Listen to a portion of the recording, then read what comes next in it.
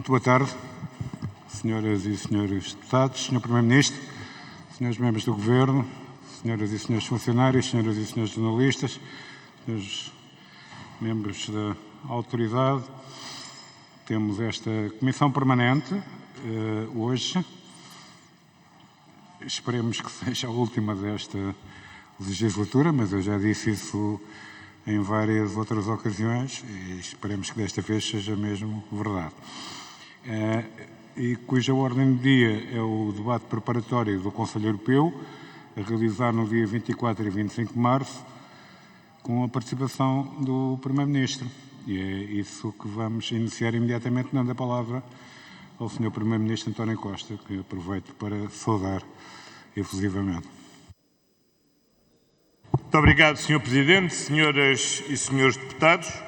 Este Conselho Europeu vai ser um Conselho Europeu bastante diversificado e intenso, desde um momento institucionalmente muito relevante, com a reeleição para um segundo mandato do Presidente do Conselho Europeu, Charles Michel, até à preparação na frente das relações externas da próxima cimeira com a China e também à apreciação sobre a crise na Bósnia-Herzegovina.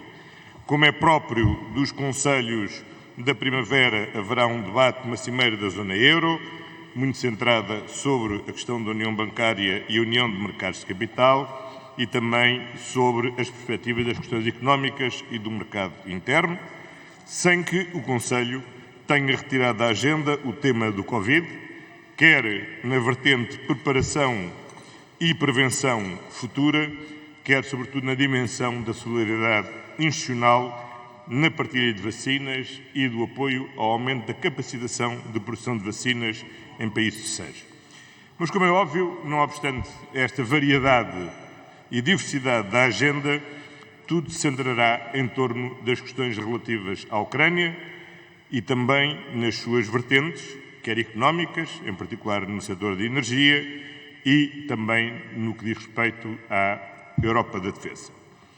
Em primeiro lugar, naturalmente, o Conselho Europeu vai reafirmar a sua condenação absoluta da guerra ilegítima e em clara violação do direito internacional que a Rússia desencadeou invadindo a Ucrânia. Vai apreciar a possibilidade de reforçar o quadro sancionatório que tem em vigor e também as medidas de apoio à Ucrânia, seja de material humanitário, seja de material de outra natureza, que os Estados-membros têm vindo, e designadamente Portugal, a dar à Ucrânia. Há uma dimensão da maior importância que tem a ver com os refugiados e a necessidade de afirmar ativamente a solidariedade de todos os países da União Europeia para com os ucranianos que buscam proteção internacional e para os Estados que, pela sua proximidade geográfica, estão hoje na linha da frente da atual crise. Como a história nos tem revelado, quem tem uma fronteira externa, um dia estará sempre na primeira linha de uma onda de refugiados. É este o caso. Até à data, como sabem, Portugal agilizou muito significativamente todo o procedimento de reconhecimento do Estatuto de Refugiado. Já temos, até ao dia de ontem, 17.504 refugiados em Portugal, 6.200 dos quais menores e mais de 600 já inscritos, aliás, e a frequentar a escola pública portuguesa. Segunda dimensão tem a ver com a necessidade de reforçar a Europa da Defesa. A aprovação ontem no Conselho de Ministros dos Negócios Estrangeiros da Bússola Estratégica reafirma com especial oportunidade um instrumento num momento onde claramente existe, é clara a complementaridade entre a NATO e a União Europeia na defesa da Europa. Terceiro ponto, e questão absolutamente crítica. Esta crise evidenciou bem duas coisas. Por um lado, a urgência de acelerar a transição energética de forma a que a Europa seja dependente de si própria e das energias renováveis que pode produzir no território europeu. É por isso o momento de acelerar o processo de investimento nas energias renováveis. Em segundo lugar, ficou patente como a segurança energética da Europa exige a diversificação das fontes energéticas, mas também das rotas de abastecimento da energia. Este facto já levou a Comissão Europeia, na sua comunicação de há 2 semanas, a reconhecer a urgência do estabelecimento da interconexão entre Portugal, Espanha e França, em matéria de gás natural hoje, amanhã hidrogênio verde ou outro gás renovável, e a própria França hoje fez uma declaração inequívoca de ter levantado qualquer objeção ao desenvolvimento desta interconexão. Outra dimensão, independentemente daquilo que são os investimentos de médio prazo, nas energias renováveis, nas interconexões, há um elemento absolutamente de curto prazo que tem a ver com o preço, a intervenção urgente no preço da energia. Há uma medida transversal que julgamos que é da maior urgência e importância, que tem a ver com a redução do IVA sobre todos os produtos energéticos. Portugal já o pediu formalmente à Comissão Europeia e defendemos que a Comissão Europeia deve liberalizar de um modo transversal essa autorização para que todos os Estados, na medida das suas capacidades, o possam fazer. Em segundo lugar, é necessário termos uma intervenção nos mecanismos de formação do preço no mercado. Há várias soluções que têm vindo a ser discutidas. Como sabem, há uma proposta que Portugal e Espanha trabalharam e da qual a Espanha, ao contrário do que se vê, do que vi na imprensa, não se afastou e que teve o apoio de outros países, designadamente da Itália, da Grécia e de outros países que se têm vindo a juntar e que estamos a trabalhar ainda com a Comissão Europeia. Essa intervenção visa fixarmos um teto máximo para o preço de referência do gás, de forma a que possamos, por essa via, evitar a contaminação do preço da eletricidade pelo crescimento não controlado do preço do gás, mas, por outro lado, não fixar um preço de mercado que pusesse em risco o abastecimento de gás, que não nos afetaria a nós particularmente, mas que afetaria seguramente muitos dos países europeus, designadamente a Alemanha, que são altamente dependentes do gás. A fixação de um preço de referência com o pagamento de um diferencial ao preço de mercado é uma solução bem equilibrada que julgamos que pode resolver o problema e, nesse sentido, temos vindo a trabalhar com os outros Estados-membros e com a Comissão Europeia. Por fim, é preciso não ignorar as outras consequências económicas desta crise e lembrarmos do que é que fizemos bem na crise do Covid e perceber como é que podemos fazer bem de novo agora. Na altura foi essencial termos um mecanismo de estabilização e o SURE foi um mecanismo da maior importância para, num momento de crise da procura, financiar, no nosso caso, o layoff, para que as empresas pudessem parar a sua atividade no momento em que não havia procura, sem perda dos postos de trabalho. Neste momento, não há um problema na procura, há um problema do custo da oferta e a medida de estabilização que é necessária é uma medida que permita intervir no financiamento e nos auxílios de Estado às empresas, sobretudo as que são intensivas em energia, de forma a que não parem a sua atividade. E por isso a derrogação das regras em matéria de concorrência e de auxílios de Estado, quer à indústria, quer na agricultura, são absolutamente imprescindíveis. E por fim, é necessário também, tal como fizemos com as vacinas, pensar em mecanismos de compra conjunta, de forma a assegurar quer a estabilidade, quer o acesso a produtos essenciais, quer a poder minorar o impacto do preço. Não falo só da energia, falo designadamente de vários componentes fundamentais na fileira do agroalimentar, a começar nos fertilizantes e outras substâncias indispensáveis ao desenvolvimento da agricultura no continente, enfim, no espaço da União Europeia. Portanto, em síntese, no contexto muito diversificado deste Conselho, condenação, reforço eventual das sanções e das medidas de apoio à Ucrânia, a necessidade de afirmarmos a complementariedade da defesa europeia no quadro da NATO e da União Europeia, medidas de médio prazo na energia para acelerar a transição para as renováveis e as interconexões, medidas de curto prazo para estabilizarmos os preços e reduzirmos, sobretudo, o preço da eletricidade e temos em conta as outras consequências económicas, quer com mecanismos de estabilização de auxílio direto às empresas, quer com medidas que sejam necessárias adotar para assegurar o abastecimento e a inexistência de falhas de mercado no conjunto da União Europeia. Muito obrigado, Sr. Presidente, pela tolerância quanto ao tempo. Muito obrigado, Sr. Primeiro-Ministro. Em vez do Grupo Parlamentar do PS, tem a palavra a Sra. Deputada Constância Urbano de Sousa, por favor. Muito obrigada, Sr. Presidente, Senhoras e Senhores Deputados, Sr. Primeiro-Ministro. Depois da fase mais crítica da Covid, todos esperávamos que este ano fosse um ano de recuperação da nossa economia e, sobretudo, da normalidade das nossas vidas. Uma pandemia que mostrou a vulnerabilidade da Europa, resultante da sua dependência externa no que diz respeito à produção dos mais variados bens. É hoje evidente que só o reforço da integração europeia no domínio da saúde nos permitirá ter capacidade de prevenir, preparar e responder a futuras pandemias. Mas pandemias não conhecem fronteiras e, por isso, a minha primeira questão, relativa à agenda do próximo Conselho Europeu, diz respeito à posição do Governo em relação a um futuro instrumento de governação mundial sob os auspícios da Organização Mundial de Saúde e qual o papel que a União Europeia, como bloco, poderá assumir.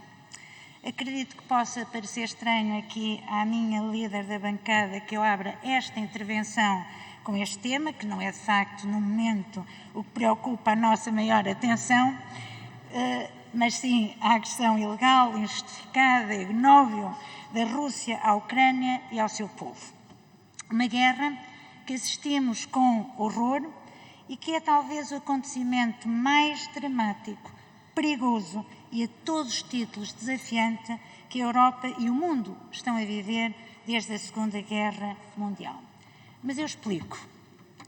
Tanto a pandemia como esta guerra apanharam-nos desprevenidos e demonstraram como nos deixamos capturar pelas mais variadas dependências ao longo do processo de globalização. Um processo liderado pela fé liberal no sacrossanto funcionamento de um mercado, movido pela ganância do lucro. E, de repente, percebemos que a nossa dependência energética, comercial, industrial e até alimentar daqueles que produzem em outras latitudes nos torna vulneráveis e, sobretudo, até tolhe a nossa capacidade de defender os valores inerentes ao chamado modelo europeu.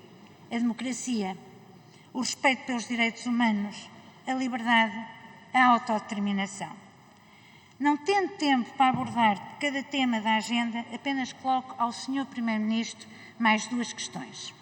Em primeiro lugar, sendo evidente que é essencial à nossa proteção um maior investimento europeu e já agora nacional em matéria de defesa militar, como é que se está a equacionar o seu financiamento e a forma de o compaginar com o investimento igualmente necessário para concretizar o pilar europeu dos direitos sociais? Em segundo lugar, sendo absolutamente necessário reduzir e já agora até eliminar a nossa dependência energética da Rússia e também de outros países, e ao mesmo tempo combater o aumento do preço da energia que tem impacto negativo no custo de vida dos cidadãos, que posição defenderá Portugal no que diz respeito a medidas que permitam garantir preços de energia comportáveis e, sobretudo, sem hipotecar o outro desafio das nossas vidas, que é o combate às alterações climáticas? E, por fim, Sr. Primeiro-Ministro, como sabe, este é um tema que me é muito caro e eu gostaria não de lhe colocar uma questão, mas apenas de salientar a forma humanista e solidária como a União Europeia está a reagir à crise dos refugiados originada pela guerra na Ucrânia. Em poucos dias acolheu mais de 3 milhões de pessoas carecidas de proteção. E desta vez a Europa parece estar a comportar-se à altura das suas obrigações e valores. Sobretudo não está a reagir com pânico, como aconteceu em 2015 e 2016, quando ao longo de mais de um ano entraram na União Europeia cerca de 1 milhão de refugiados sírios. Seres humanos que também fugiam ao horror de uma guerra num país que também não é muito distante daqui. Na altura, este número parecia absolutamente esmagador, apesar de ser sensivelmente o mesmo que um pequeno país como o Líbano, com uma incomparável menor capacidade de acolhimento, acolheu e protegeu. E ao contrário do que agora aconteceu, a União Europeia não ativou o instrumento da proteção temporária que existe desde 2001, precisamente para fazer face a estas situações. Só agora o fez, pela primeira vez, garantindo de forma simples e rápida proteção a quem dela necessita. Em 2015, também não mobilizou, como agora, recursos financeiros avultados para apoiar o acolhimento de refugiados pelos Estados-membros. Preferiu destinar a maior fatia do financiamento disponível para o outsourcing das suas obrigações de proteção, pagando a outros, em especial à Turquia, para protegerem pessoas. Não obstante esta dualidade de critérios, no presente só me posso congratular com a forma humanista como a União Europeia e os seus Estados-membros estão a cumprir a sua obrigação, que não é uma obrigação apenas jurídica, é também uma obrigação moral e, sobretudo, civilizacional de acolher e proteger seres humanos. E proteger e acolher seres humanos, espero eu, sem qualquer discriminação em função da raça, do género ou da religião. Muito obrigada, senhores deputados. Muito obrigado. Informo que a partir de agora se devem inscrever para efeitos de quórum, porque há uma votação no final dos trabalhos. E tem a palavra o Sr. Deputado Rui Rio, do Grupo Parlamentar do PSD. Por favor.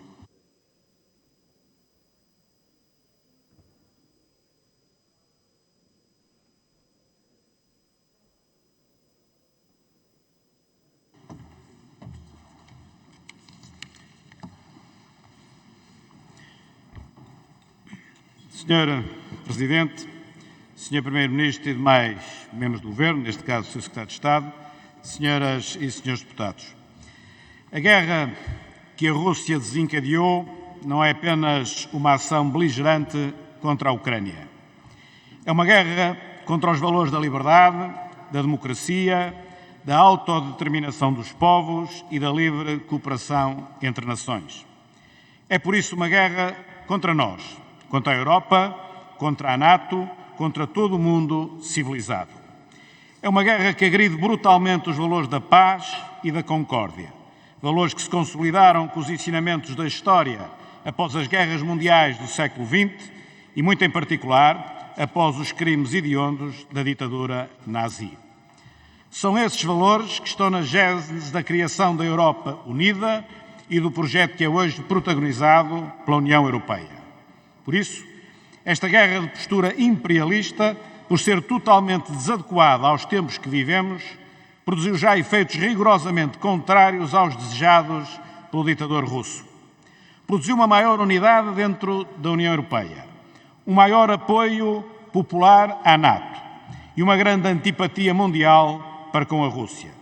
E reforçou também a consciência de nação entre os ucranianos e o início do caminho da Ucrânia em direção à União Europeia. Reforçou tudo o que Putin pretendia enfraquecer.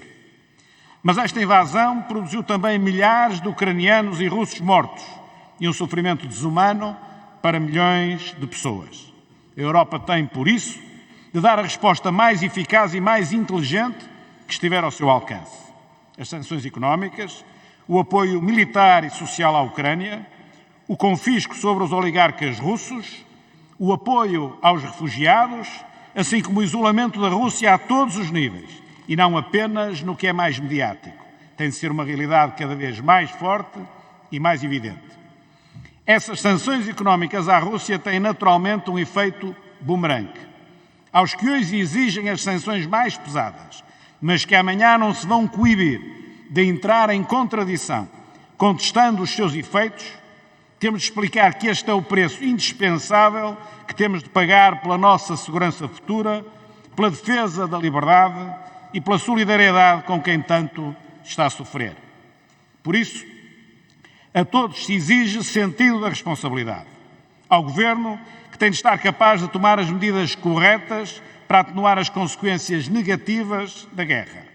Aos que se lhe opõem, porque temos de ter a consciência de que devemos criticar o que não estiver bem, mas sempre sem cair na tentação de um aproveitamento populista da situação que estamos a viver. A derrota da Rússia passa em larga medida pela força e unidade da opinião pública, em particular da opinião pública europeia. Temos, por isso, o dever democrático de, em conjunto, tudo fazer para conseguirmos preservar essa unidade. É justamente com essa preocupação em mente que o Governo devia renunciar aos ganhos fiscais extraordinários que a subida do preço do petróleo lhe está a trazer. Ao ainda não ter baixado nessa exata proporção os impostos sobre os combustíveis, que desde 2016, por sua responsabilidade, sofreram um enorme aumento, o Governo está a originar um descontentamento popular que em nada contribui para o empenho dos portugueses no seu apoio às sanções económicas aos agressores. O orçamento do Estado em vigor foi elaborado em fins de 2020, com o preço do crude em cerca de metade dos valores da sua atual cotação. É, pois, de elementar justiça que a carga fiscal baixe para o nível de receita inicialmente previsto. Mais do que isso, não é justo nem é adequado aos objetivos políticos e económicos que neste momento Portugal e a Europa devem prosseguir.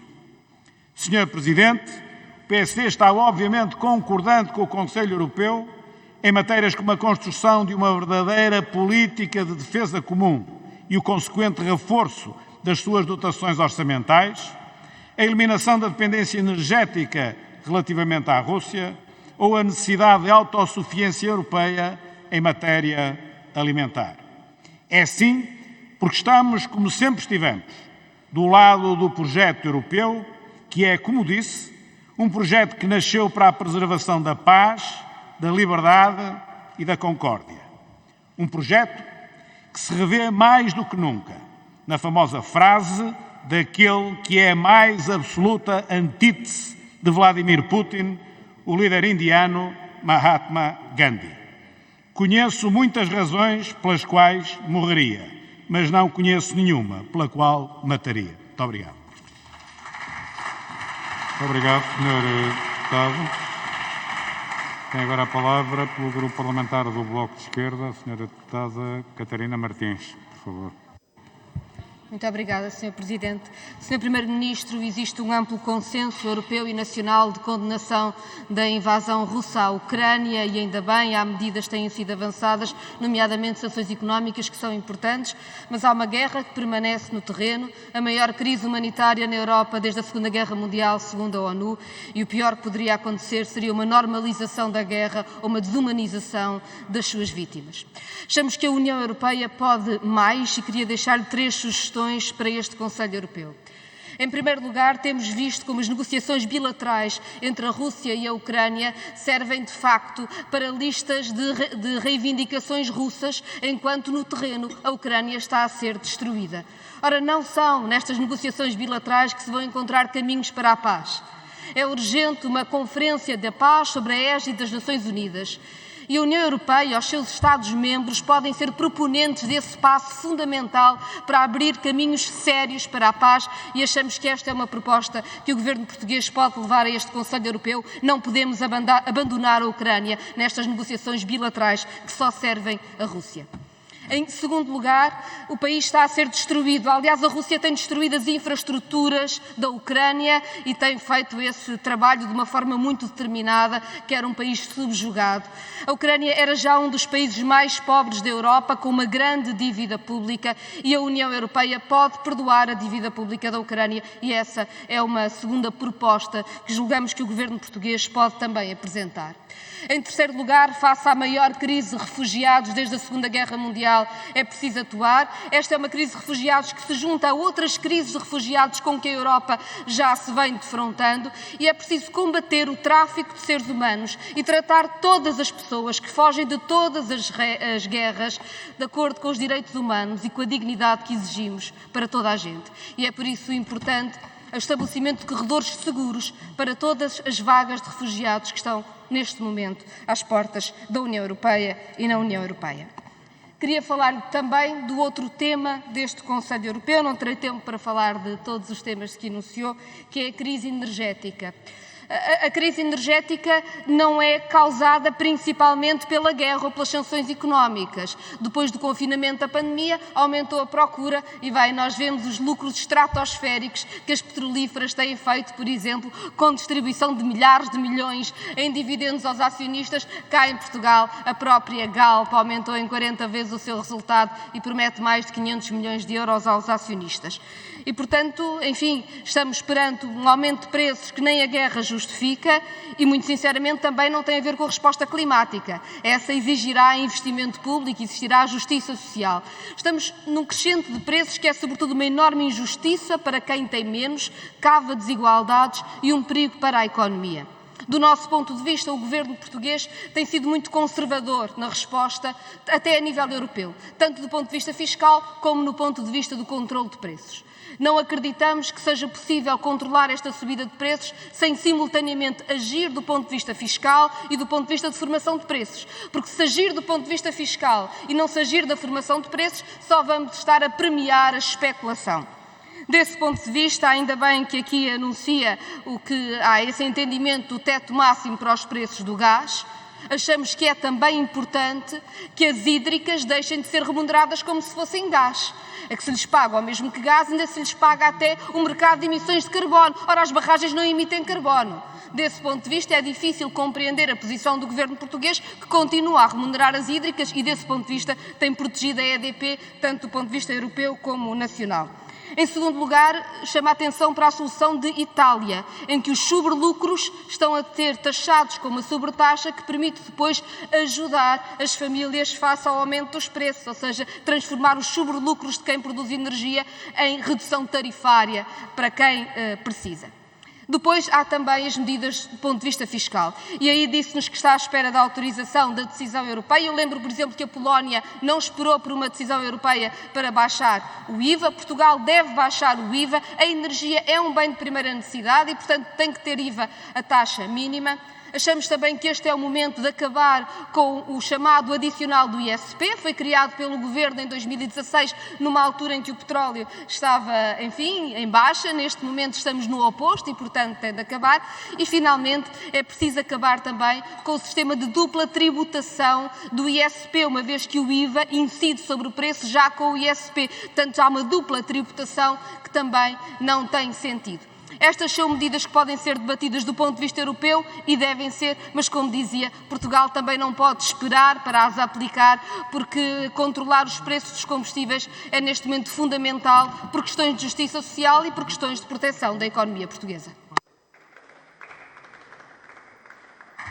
Obrigado, Sra. Deputada. Tem a palavra a Sra. Deputada Paula Santos, do Grupo Parlamentar do PCP, por favor. Muito obrigado, Sr. Presidente, Senhoras e Senhores Deputados, Sr. Primeiro-Ministro. A posição do PCP é clara desde sempre. Somos pela paz. E desde 2014 dizemos que na Ucrânia é preciso parar a guerra, que nunca deveria ter começado, e dar uma oportunidade à paz. Isto exige pôr fim à escalada do conflito, instaurar o cessar-fogo, garantir o apoio humanitário às populações e aos refugiados, promover o diálogo com vista a uma solução negociada para o conflito, trabalhar para uma arquitetura de segurança na Europa assente em garantias de segurança mútua, na paz, na cooperação entre os povos e no respeito do direito internacional, na Carta das Nações Unidas, da ata final da Conferência de Helsínquia. É este o caminho em que o Governo se deveria empenhar, assim como a União Europeia, e não na continuação da política de confrontação com mais ameaças e sanções. Não se põe fim à guerra insistindo no caminho que conduziu a ela. A guerra, o militarismo, a confrontação não são o caminho para a paz. A bússola estratégica, designação dada ao projeto de salto militarista, desde há muito desejado e que o Conselho Europeu se prepara para aprovar, insere-se e acentua a abordagem de confrontação promovida pelos Estados Unidos da América e a NATO, que é indissociável da guerra em curso na Ucrânia. Defende o aumento das despesas militares, quando dizem que não há dinheiro para a saúde, a educação e os serviços públicos, para dar resposta aos graves problemas sociais. Até se fala em isenções de IVA na compra de armamento e de outro material e equipamento militar, quando são aplicadas taxas máximas de IVA em bens de primeira necessidade, como a eletricidade e o gás. O aumento brutal dos custos com a energia tem consequências na degradação das condições de vida dos trabalhadores e do povo, nas micro, pequenas e médias empresas, na economia do país. Os aumentos da energia tenderão a acentuar-se em resultado da guerra na Ucrânia, não apenas pela incerteza quanto ao gás natural e pelos aproveitamentos abusivos, mas sobretudo por causa do efeito das sanções, deixando evidente que a guerra e as sanções penalizam os mesmos de sempre, os trabalhadores e os povos, enquanto os grupos económicos continuam a amealhar fabulosos lucros. O PCP propôs o fim da dupla tributação e do adicional do SP, a baixa da taxa do IVA na eletricidade, do gás e do IVA dos combustíveis, bem como a regulação das margens grossistas pelo estabelecimento de uma tabela de preços máximos. Se estas medidas não tivessem sido recusadas por PS, PSD, CDS, Chega e IEL, ter-se evitado o aumento desproporcionado e injusto da fatura da energia para as famílias e as empresas. Duas questões. A primeira sobre a fiabilidade do método de formação de preços dos combustíveis. Há 9 anos, a Comissão Europeia abriu um inquérito, dada a suspeita de colusão na fixação dos índices que servem de referência aos preços dos combustíveis em toda a Europa. Até hoje não são conhecidos os resultados. A Assembleia da República propôs que o Governo verificasse junto à União Europeia a conformidade dos mecanismos que conduzem aos índices Platts com as regras da concorrência. O que fez e o que vai fazer o Governo para esclarecer esta questão junto à Comissão Europeia. E agora que a União Europeia admite, no caso da eletricidade, a necessidade de mexer nas sacrossantas regras do mercado e instituir algum tipo de regulação, por que não combater também a opacidade na formação dos preços dos combustíveis? Pretende levar esta questão ao Conselho Europeu? Segunda, se o Governo pretende questionar os lucros, as rendas e margens de garantia de redução dos preços de eletricidade, se está de facto disposto a tomar as medidas necessárias para garantir que os preços nos consumidores refletem os custos na produção e não os lucros colossais permitidos aos oligopólios. Em França, até o liberal Macron já fala em nacionalizar empresas estratégicas do setor energético. É a constatação do óbvio. A liberalização e a privatização só interessam aos grupos económicos. Às famílias e aos pequenos e médios empresários só trouxe aumento da fatura, razão pela qual se impõe a necessidade de iniciar um processo de controle público deste setor estratégico.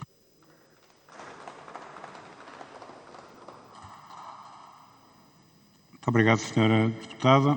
Tem agora a palavra o Sr. Deputado Telmo Correia, do Grupo Parlamentar do CDS-PP. Por favor. Muito obrigado, Sr. Presidente. Sr. Presidente, Sr. Primeiro-Ministro, Secretário de Estado, Sr. Primeiro-Ministro.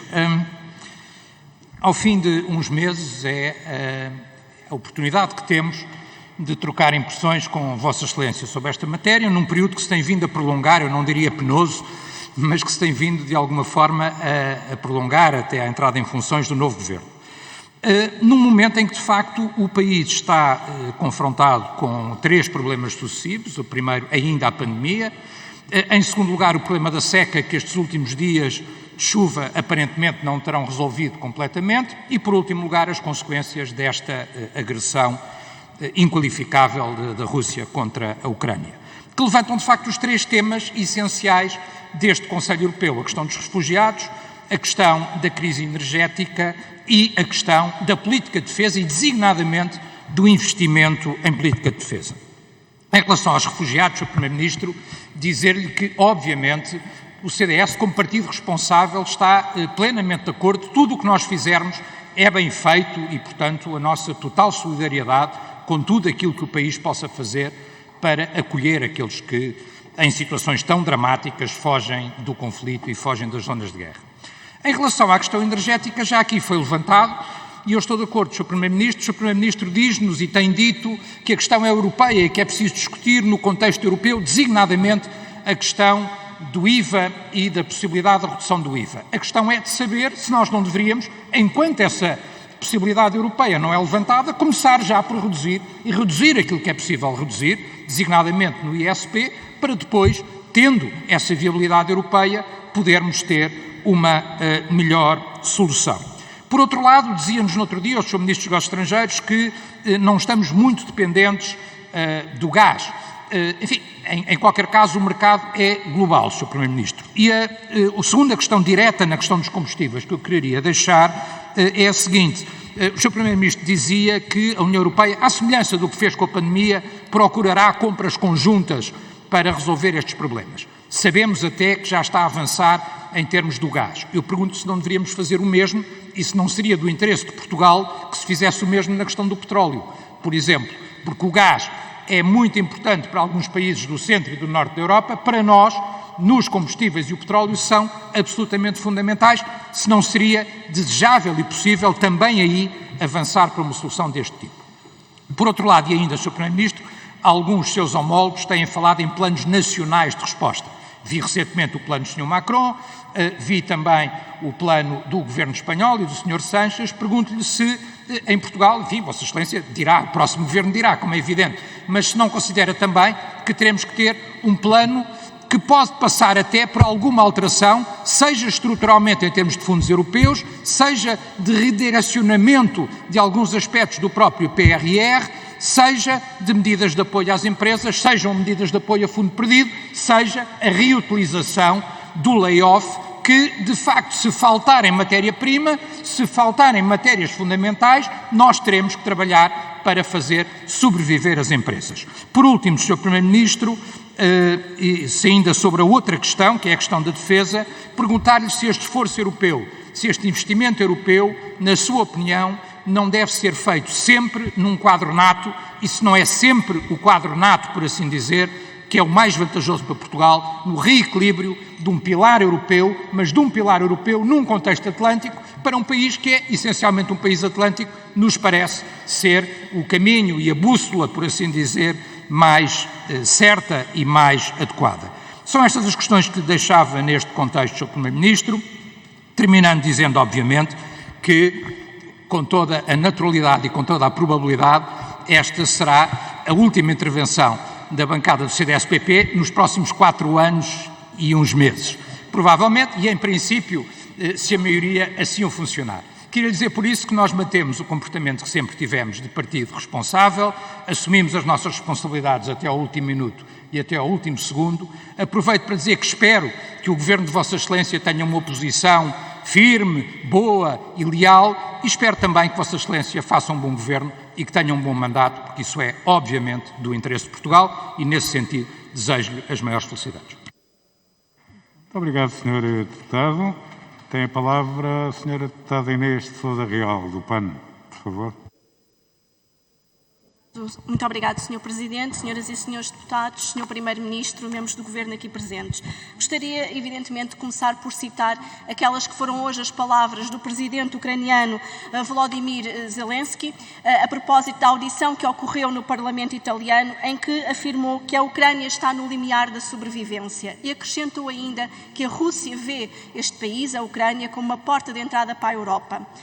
Os dados que nos dão já a nota de que mais de 10 milhões de pessoas foram forçadas a deixar as suas casas. Esta é, de facto, uma das maiores crises humanitárias de refugiados que temos desde os últimos tempos na Europa, desde a Segunda Guerra Mundial, e não podemos, por isso, ficar indiferentes nem deixar de utilizar todos os mecanismos ao nosso alcance, inclusivamente os diplomáticos, para travar este flagelo. E, nesse sentido, Sr. Primeiro-Ministro, gostaria de saber, porque o PAN propôs aqui nesta Assembleia da República que o Sr. Presidente da Assembleia da República chamasse o Presidente ucraniano para ser aqui ouvido e, no entanto, isso não foi acompanhado. Está disponível para pôr em marcha aquilo que são, de alguma forma, as relações interinstitucionais para que, de facto, na próxima legislatura, se não for tarde demais, possamos ter aqui, de forma evidentemente online, o Presidente Zelensky para ser ouvido e, dessa forma, manifestarmos mais uma vez toda a nossa solidariedade e todo o nosso apoio ao povo ucraniano, mas, mais uma vez, o nosso repúdio à Rússia por os crimes de guerra que está neste momento a cometer.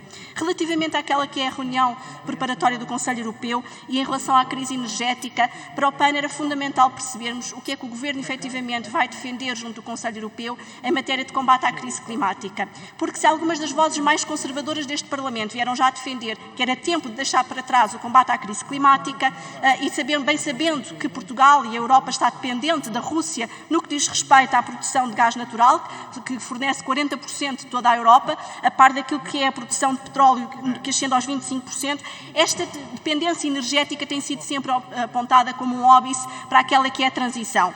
E neste momento existem mais de 200 mil milhões de euros do Mecanismo de Recuperação e Resiliência, Sr. Primeiro-Ministro, que estão destinados a empréstimos e que não foram utilizados. E a pergunta que colocamos é se está disponível para defender junto da Europa que este dinheiro possa ser utilizado e canalizado para investimentos no combate à crise energética, nomeadamente apoio às famílias e como uma alternativa, por exemplo, para o alargamento de mais beneficiários da tarifa social de energia, pois bem conhecemos também a posição do Governo no que diz respeito à descida do IVA da eletricidade e coloca-se agora também a questão da descida do gás. Por outro lado, Sr. Primeiro-Ministro, e aproveitando aquela que é aqui a sua presença, para além desta questão da eletricidade, da excessiva dependência da autonomia e a ausência de autonomia de Portugal e da Europa face a esta produção, a crise humanitária trouxe também consigo a questão dos animais de companhia que estão a acompanhar as pessoas refugiadas da Ucrânia.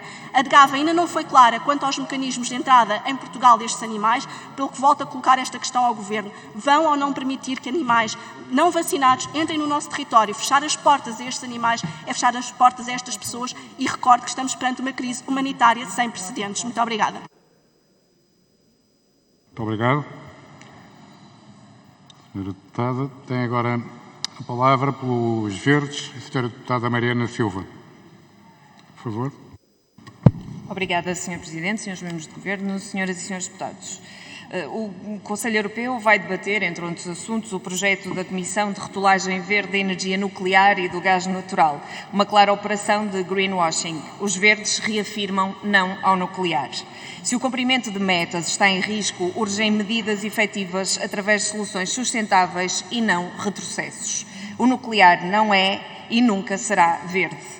E quanto ao gás natural, também ele um combustível fóssil que emite grandes quantidades de gases com efeito de estufa, nomeadamente metano, tanto na exploração como no seu transporte. Até agora imperou o silêncio da parte do Governo, por isso gostaríamos de saber qual é a posição face à ideia peregrina de lhe atribuir uma rotulagem verde. Em debate estará também a persistência dos preços elevados da energia e para os verdes é imoral a especulação que tem reinado, que traz associada a subida de preço de muitos outros bens, com impactos graves nos cidadãos e nas micro e pequenas empresas que se encontram muito fragilizadas. Numa fase difícil e de grande instabilidade, é preciso rejeitar qualquer aproveitamento da situação. Sem se regular os preços, as grandes empresas do setor vão continuar a sugar qualquer alívio que pudesse existir. Além da regulação, impõe-se alargar a oferta de transportes coletivos com efeitos significativos na redução do consumo de combustíveis fósseis em termos sociais e económicos. Os verdes reforçam que a transição energética deve ser justa e sustentável, em que o setor energético esteja ao serviço das populações. Por isso, debater não basta. É preciso saber como vai a União Europeia e Portugal reagir à imoralidade do aumento dos preços da energia. E até onde está o Governo português disposto a ir para enfrentar esta imoralidade. Por fim, serão tratadas também matérias de segurança e defesa, incluindo a cooperação estruturada permanente, e recordo que os verdes sempre se opuseram à participação de Portugal neste organismo. Como temos dito, a resposta não pode ser militar, mas sim pacífica e diplomática. Sim, Sr. Primeiro-Ministro, a defesa da paz. Como pacifistas que somos, perguntamos-lhe se assume o compromisso de defender a paz, em vez de promover o rearmamento e linhas belicistas, que infelizmente é o único caminho que os dirigentes da União Europeia têm assumido. Muito obrigado, Sra. Deputada. Tem a palavra o Sr. Deputado André Ventura, do Chega. Por favor. Muito obrigado, Sr. Presidente. Sr. Primeiro-Ministro, eu queria começar por dar esta nota. É constrangedor ver que neste Parlamento Continua a existir quem acha que a culpa é da NATO, que a culpa é da Europa e quem acha que o melhor é abandonarmos as armas, abandonarmos os exércitos e defender Portugal e a Europa de uma forma que não sabemos como é que seria, mas provavelmente seria com papéis e flores na mão, enquanto os outros nos atiram bombas para cima. Mas vamos à questão que interessa aos portugueses à medida que estão a ver este debate, que é os impostos que o senhor se recusa a baixar em Portugal. É que não basta acusar a União Europeia de não baixar impostos. A Polónia baixou o IVA dos combustíveis para 8%. 8%. É bom que ouçam em casa. 23, 8. É isto que é o governo socialista. 23% sobre o combustível. E o Sr. Primeiro-Ministro diz que não podemos baixar o IVA sem autorização da União Europeia. É verdade. Mas pode o ISP. E pode o adicional do ISP. E pode a taxa de carbono. E isso está na sua mão. Não está na mão de mais ninguém. Está na mão daqueles que votaram em si e que querem efetivamente chegar à bomba de gasolina e não ter que deixar a vida, a carteira e o salário todos os meses, todos os dias, todas as semanas, quando vêm trabalhar. E por isso, Sr. Primeiro-Ministro, num país que em dezembro do ano passado desceu para 76% da média de poder de compra da União Europeia, deixe-me dizer-lhe isto em nome da grande maioria dos portugueses. Ou baixa os impostos sobre o consumo, ou o poder de compra de Portugal estará em breve ao nível da Albânia ou de qualquer outro país muito parecido. E isso deve-se única e exclusivamente a um governo que governa há 6 anos a esta parte. E deve-lhe a si que tem o poder de fazer essa alteração. Termino sobre os refugiados. Sim, nós temos que acolher aqueles que fogem da guerra, de uma guerra injusta e ilegal e de uma guerra de agressão.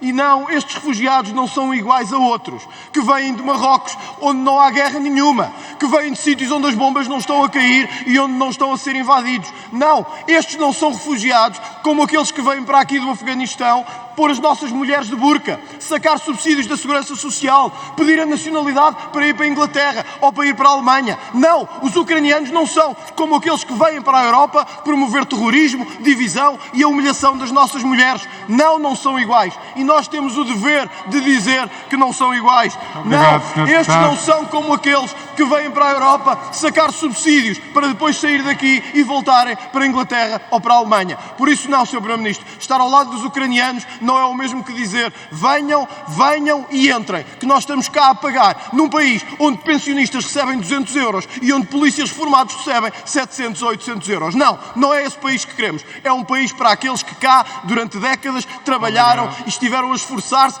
para que hoje possamos pagar a esses refugiados que vêm para cá. É isso que queremos e é isso que pedimos. Um país digno para quem sempre aqui viveu, quem sempre aqui trabalhou e quem sempre aqui fez deste país a pátria que ama e a nação que quer. Muito obrigado.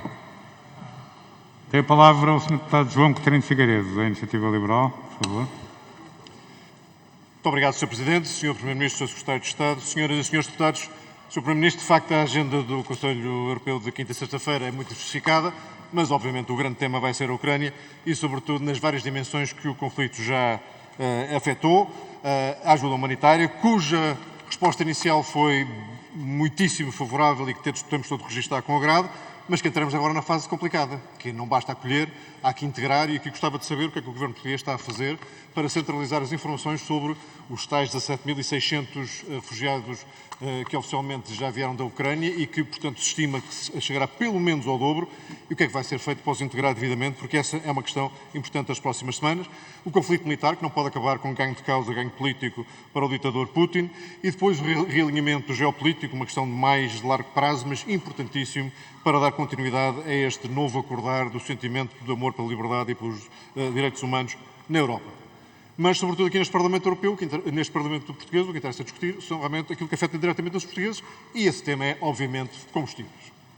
Não é possível, Sr. Primeiro-Ministro, que se, perante aquilo que tem sido a subida galopante dos custos de energia, em especial dos combustíveis, que já aumentaram mais de 50% desde o Sr. Primeiro-Ministro tomou posse, que só nos últimos meses aumentaram 20%, que conduziu Portugal a ter das maiores taxas de esforço, medida em número de horas ou dias necessários para trabalhar, para abastecer uma viatura, que o Governo português se limite a pedir autorização para baixar o IVA um dia destes.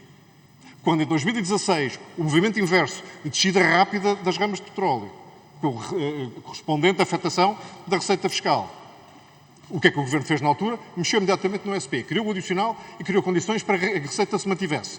Já nem vou falar do facto de não ter reposto, como disse que faria, se o custo do petróleo voltasse a subir. Estou a dizer que neste momento era imperativo Era uma questão de respeito pelas centenas de milhões de euros. Os portugueses vão ter que gastar a mais este ano em combustíveis, especialmente aqueles que precisam da viatura para trabalhar e para os seus negócios. Era imperativo que o mecanismo fosse o mesmo. Aquilo que está na posse do Governo de alterar por portaria o ISP, o adicional, a taxa de carbono, todas essas matérias, que o fizesse já. Sr. Primeiro-Ministro, quando é que baixa os impostos sobre os combustíveis? Os portugueses têm o direito de ter esta resposta, têm o direito de ter esta resposta afirmativa e rápida. Muito obrigado, Sr. Deputado. E para a intervenção de encerramento deste debate, tem a palavra o Sr. Primeiro-Ministro, António Costa. Por favor. Muito obrigado, Sr. Presidente. Muito obrigado, senhoras e senhores deputados. Começando pela questão da gestão das pandemias, colocada pela Sra. Deputada Constância Urbano de Sousa, o ponto 24 das conclusões do Conselho merece toda a nossa concordância e a defesa de um tratado internacional para a prevenção, para a preparação e para a resposta às pandemias. Segunda questão que é bastante transversal tem a ver com a questão dos refugiados. Eu não partilharia do otimismo da senhora deputada relativamente a que haja hoje um novo consenso sobre a solidariedade quanto ao acolhimento dos refugiados, apesar de nem todos dizerem o que diz o senhor deputado André Ventura com o maior dos desplantes, há outros que o pensam sem o dizerem com o mesmo desplante. Mas, de facto, do ponto de vista de Portugal, aquilo que justifica a proteção internacional é a dignidade da pessoa humana e a dignidade humana é indiferente na origem, seja ucraniano, seja marroquino, seja sírio, seja livre, seja de onde for. O que temos feito para integrar? Bom, em primeiro lugar, nós somos naturalmente um destino privilegiado porque temos em Portugal uma importante comunidade ucraniana já enraizada em Portugal há mais de 2 décadas. E como todos sabemos, um dos primeiros critérios de escolha de quem procura auxílio é precisamente procurar onde tem família, onde tem amigos, onde tem conhecidos. Portanto, desde a primeira hora percebemos que íamos ser um destino de acolhimento, por isso alterámos o procedimento para que fosse ágil a atribuição do Estatuto de Refugiado Internacional e criámos uma plataforma para a integração da oferta de emprego, tem neste momento mais de 23.500 ofertas de emprego para diferentes perfis profissionais. Temos neste momento a trabalhar nas nossas embaixadas em Varsóvia e na Roménia equipas avançadas no Instituto de Emprego e Formação Profissional para ajudar à identificação de pessoas que queiram trabalhar. Nas escolas portuguesas, como disse há pouco, já estão neste momento matriculados cerca de mais de 600 crianças. Agora, é preciso termos todos compreensão do seguinte: as pessoas que estão a chegar a Portugal são pessoas que estão ainda altamente traumatizadas, que passaram por violências horríveis e que naturalmente não sabem se vão ficar a viver em Portugal nos próximos anos ou se vão conseguir regressar à sua pátria nos próximos meses. O desejo natural de todos é que brevemente haja paz na sua terra e possam regressar para junto das suas famílias para a sua terra. Portanto, não vale a pena termos um excesso de expectativas quanto àquilo que vai ser a integração das pessoas numa sociedade, sendo que as pessoas estão cá, não por escolha voluntária, mas porque estão a fugir de uma guerra que a Rússia desencadeou contra a Ucrânia. Portanto, o primeiro gesto de solidariedade e respeito que temos de ter é compreender a fragilidade humana destas pessoas e dar-lhes calma e tempo. Eu devo dizer, a minha surpresa, já vê 600 crianças na escola.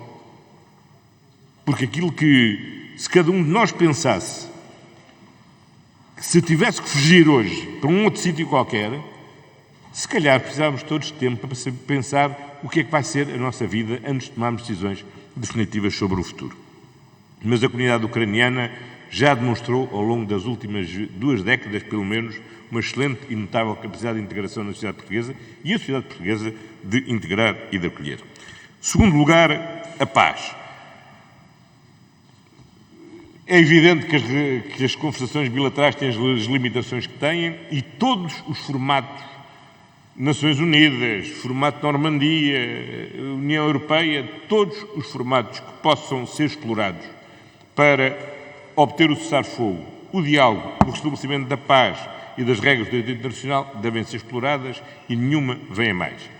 Agora, Sra. Deputada Paula Santos, Sra. Deputada Mariana Silva, desculpem a franqueza, mas não sejamos ingênuos.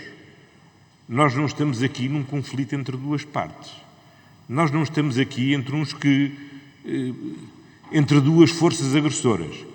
Nós estamos num país que estava em paz e que, em violação do direito internacional, foi agredido, invadido e que está a ser vítima de uma guerra de uma forma criminosa. E a paz, sim, queremos defender a paz, mas a paz não se defende só, efetivamente, com manifestações a dizer não há guerra. A paz defende-se também com a dissuasão.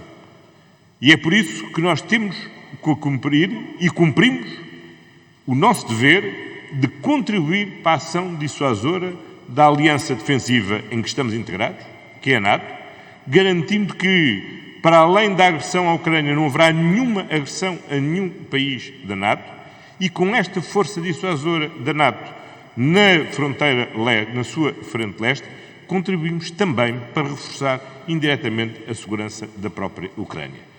Nós não vamos participar na guerra, mas vamos participar na defesa contra a guerra e a ameaça contra a guerra. E aí, desculpará, não podemos dizer que somos fiéis de uma balança onde há dois pesos que são iguais. Não, não há dois pesos que são iguais. Há um país que estava em paz, que se quis a paz, e há outro país que desencadeou a guerra e está a cometer e executar essa guerra.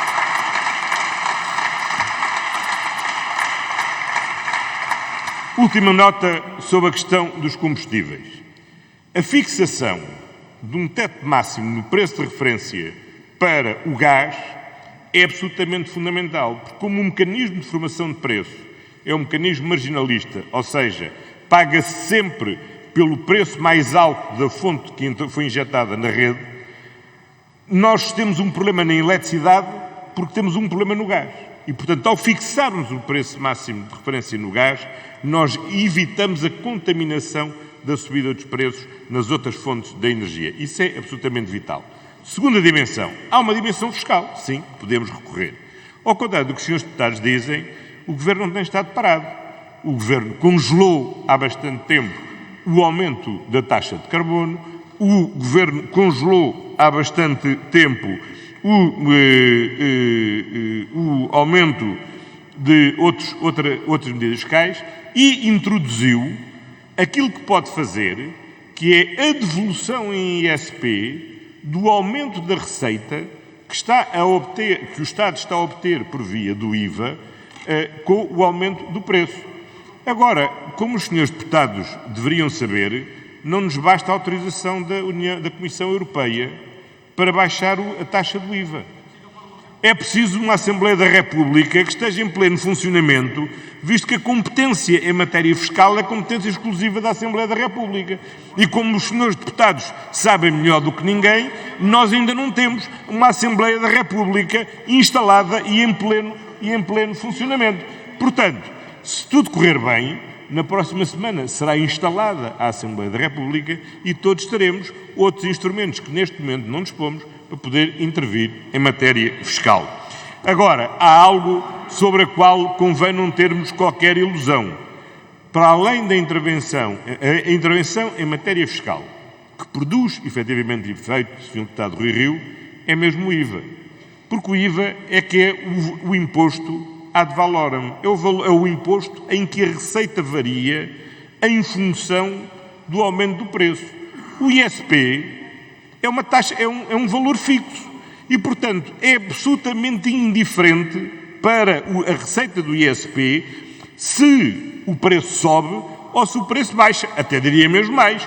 Se o preço subir tanto que as pessoas consumam menos, a receita do ISP, em vez de aumentar, diminui. Portanto, o ISP não é o problema, nem é a chave para a solução. A chave da solução está mesmo em mexermos na taxa do IVA. Como temos dito, temos mexido no ISP porque é a ferramenta que o Governo pode neste momento utilizar sem que o Parlamento esteja em funcionamento e sem ter que pedir autorização à Comissão Europeia para mexer na taxa do IVA.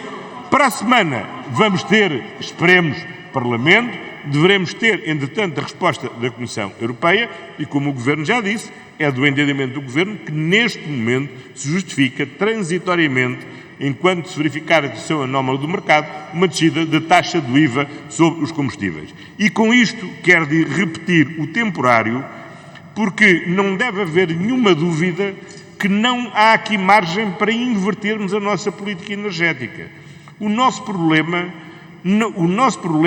é precisarmos mesmo de acelerar o investimento nas energias renováveis, porque são mesmo as energias renováveis que nos libertam da dependência externa e da volatilidade dos preços no mercado internacional do gás, dos combustíveis fósseis, de todas as dependências externas que temos. E é essa a aposta que devemos fazer e por isso não vamos mudar estruturalmente uma política, vamos alterá-la conjunturalmente para resolver e responder a um problema que é essencialmente conjuntural. Quanto ao mais, os senhores deputados sabem que temos ido ao limite daquilo que, na capacidade legal que o Governo tem, podemos fazer. Alargamento da tarifa da eletricidade à botija do gás, a devolução em ISP do aumento da receita do IVA, o não aumento do ISP esta semana, apesar desta semana ter reduzido o preço dos combustíveis, e é nessa linha que nos iremos manter. Mas para a semana teremos todos, espero, outras ferramentas para poder intervir. Muito obrigado, Sr. Presidente. Obrigado, Sr. Primeiro-Ministro. Faz favor.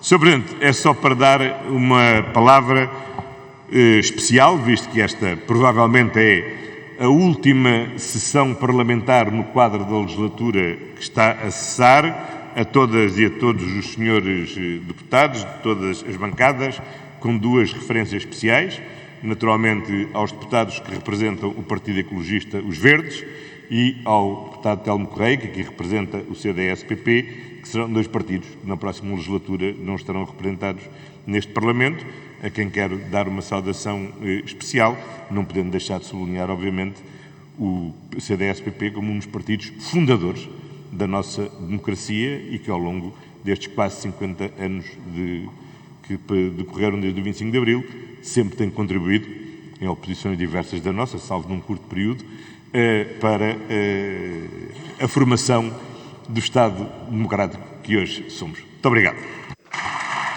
Obrigado, Sr. Primeiro-Ministro. Chegamos assim ao fim deste primeiro ponto da nossa ordem do dia, este debate preparatório do Conselho Europeu. Agradeço ao Sr. Primeiro-Ministro e aos membros do Governo aqui presentes e vamos passar ao segundo ponto de votações, para o qual temos um quórum bastante razoável, 37 em 45 senhoras e senhores deputados estão aqui presentes. Podemos passar a essa votação. A senhora deputada Maria da Luz Rosinha, secretária da mesa, vai ler então o que vamos votar. A Comissão de Transparência... Muito obrigada, Sr. Presidente. A Comissão de Transparência e Estatuto dos Deputados enviou o parecer no sentido de autorizar o Sr. Deputado Hugo Miguel de Sousa Carneiro a prestar depoimento presencial como testemunha no âmbito dos autos que estão anexos. Muito bem, vamos votar. Quem vota contra? Quem se abstém? Foi aprovado por unanimidade. E penso que desta vez despeço-me também de todos, as maiores felicidades pessoais, familiares e políticas a todas as senhoras e senhores deputados, independentemente de estarem aqui na legislatura que começa para a semana ou não estarem. Muito obrigado a todos.